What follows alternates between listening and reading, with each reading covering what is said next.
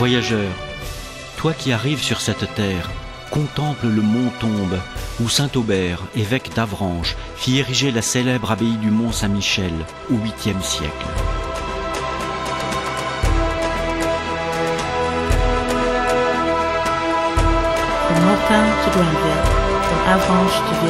Sais-tu bien que ce pays regorge d'autres trésors?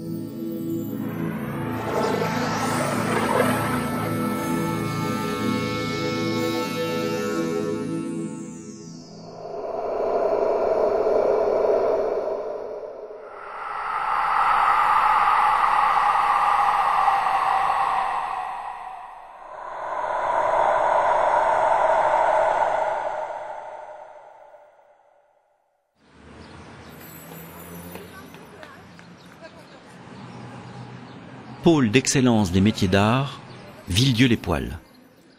Cette citadelle est la capitale française de l'artisanat. Fondeurs de cloches, souffleurs de verre, potiers d'étain, artisans du cuivre, dentelières et bien d'autres vivent encore ici. Mais dis-moi, voyageur, pourquoi ces ouvriers se sont-ils installés sur cette terre?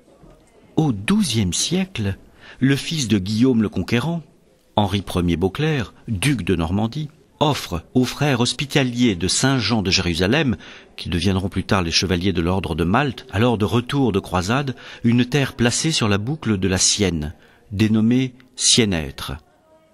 Ils y installèrent des forges et placèrent le lieu sous le vocable de Dieu. Ainsi naquit Villedieu, les Sauchevreuils, car cette ville dépendait de la paroisse de Sauchevreuil. Devenant la première commanderie de France, la ville obtient d'importants avantages.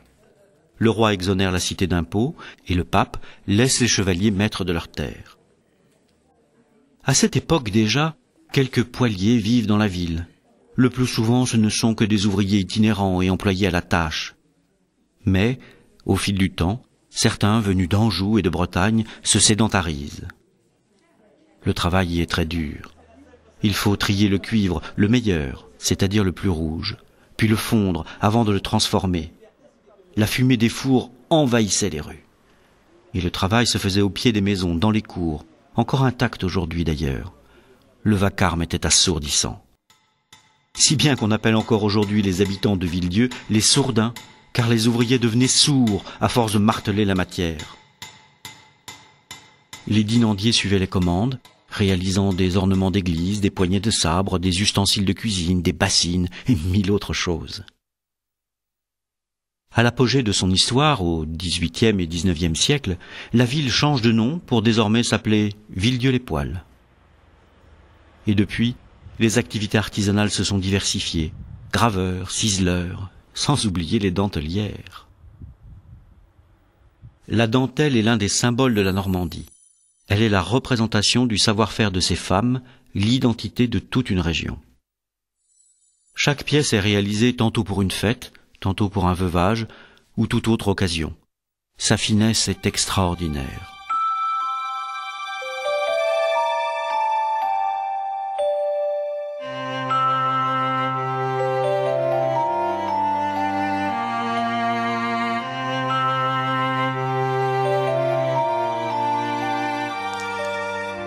Ce savoir se perpétue au fil du temps, et le musée de la dentelle propose même une première initiation.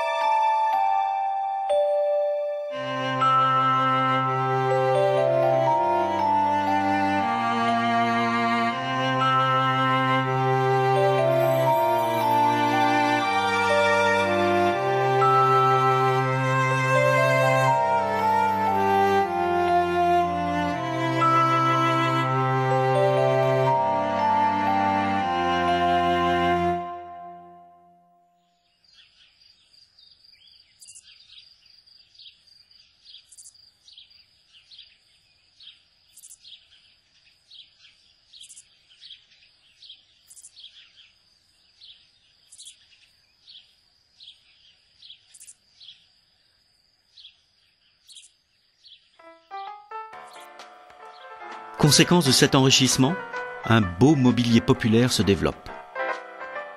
Il était de coutume, à la naissance d'une fille, d'abattre le plus bel arbre afin d'en tirer de belles planches. Plongées dans une rivière ou dans un étang, elles sont ensuite stockées à l'abri bien au sec dans une grange.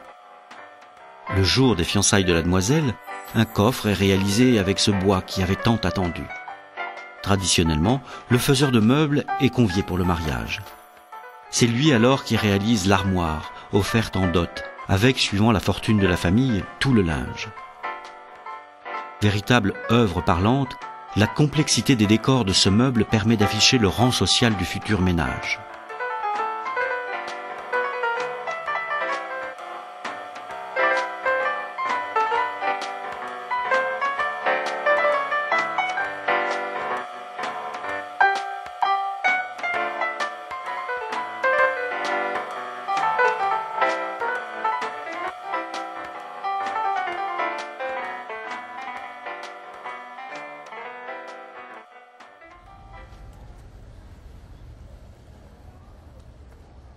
Après ta visite au musée du granit à Saint-Michel-de-Montjoie, tu apprécieras, voyageur, la diversité architecturale et les sculptures que les artistes ont su réaliser, et tu comprendras qu'ici le temps n'a pu éteindre la flamme qui anime la passion de ces hommes et de ces femmes.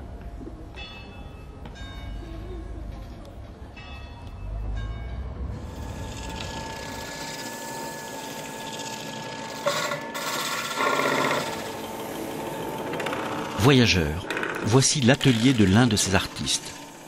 À sa manière, il réinvente l'histoire.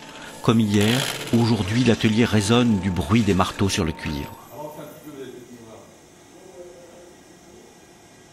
Le martelage, l'emboutissage, le repoussage, l'étamage, le ciselage, tant de métiers dans la main de l'homme qui donnent naissance à des pièces uniques. Utilisé au quotidien, ou pour la création d'œuvres d'art, le cuivre a des propriétés exceptionnelles. C'est un métal idéal qui conduit uniformément la chaleur. Il est hygiénique et malléable. C'est tout cet héritage qui est présenté ici, dans cet atelier ouvert au public.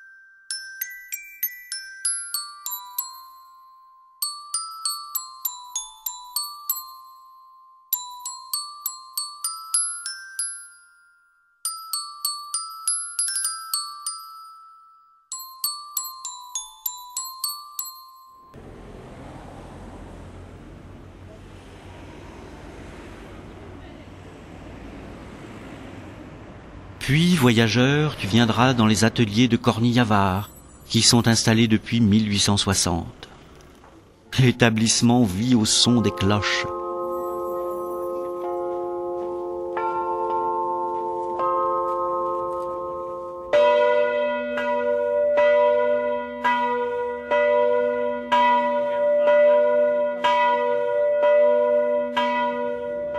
La fonderie, de renommée internationale, est ouverte au public et présente tout son savoir-faire.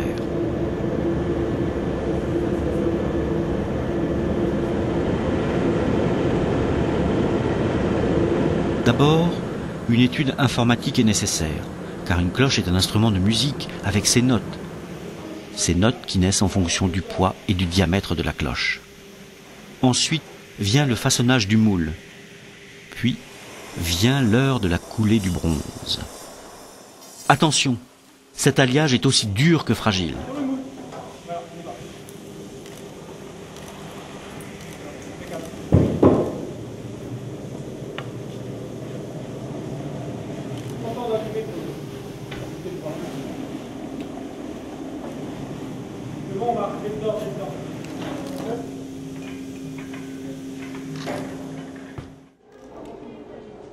Enfin vient l'accord parfait du battant, de la jougue et de la cloche, le tout pour un son unique.